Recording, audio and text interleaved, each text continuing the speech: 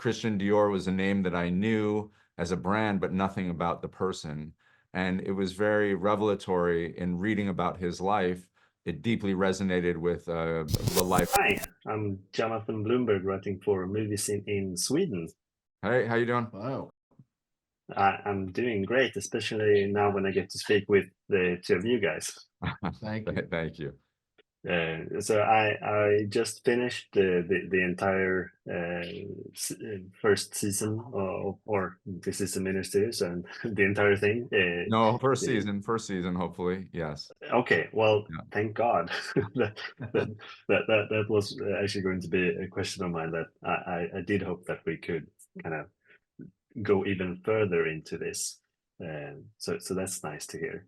And I'm also a big fan of Bloodline, Oh, thank you. where I suppose you really got to use Ben Mendelsohn on that show, and I can tell that he obviously has a lot of trust for you, and because this is a magnificent portrayal that he's doing as Christian. Thank you. And your fellow countryman, Johan Renck, who directed the first two episodes of Bloodline. So Yeah, that's off to exactly. Sweden. Yeah.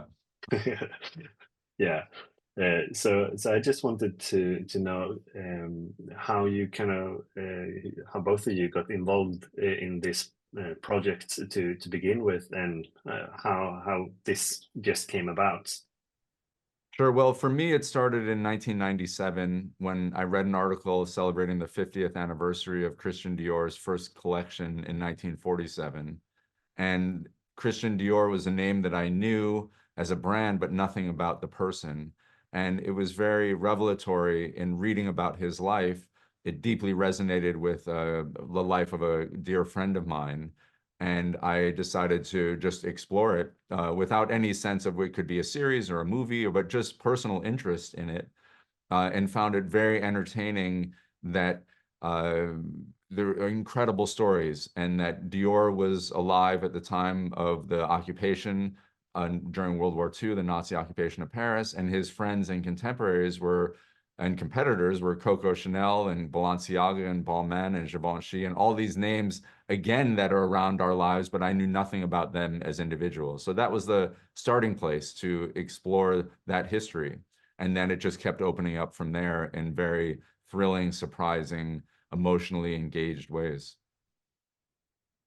Yeah, for me, Adam brought it to me, and my immediate response was, "Let's do that," because I did not know the history. I knew the history oddly because of occupied Paris a bit, because my father was very focused on that when I was a young kid, and we traveled to Paris quite a bit. So I had an interesting relationship with Paris. And I think, that's one of the things about this is that you're at a time period where everybody is under the most extreme duress. And as you see them operating under that, everybody makes their own choices, and they're all different, but they're all trying to survive. And so the more we peeled away at it, the more we saw how fundamentally engrossing this would be as entertainment. Yeah, and I was the same. I had no idea, except that I obviously knew the names like Coco, Chanel, and Dior, but I didn't know how their stories went during the war, and I didn't expect that the new look would kind of work together with Masters of the Air in some way, telling the story on the ground, basically on the same time. Good point. So I was also just wondering how you kind of decided on not showing like the violence, but only the emotions. And I know that's my timeline.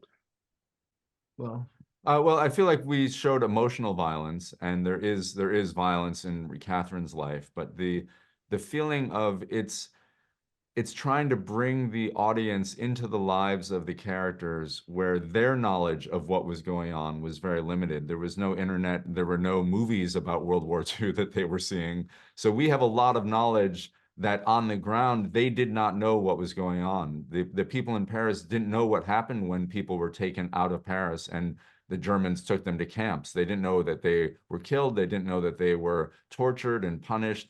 There was a lot of unknown, which in many ways makes it even scarier, because the unknown is oftentimes more terrifying, unfortunately.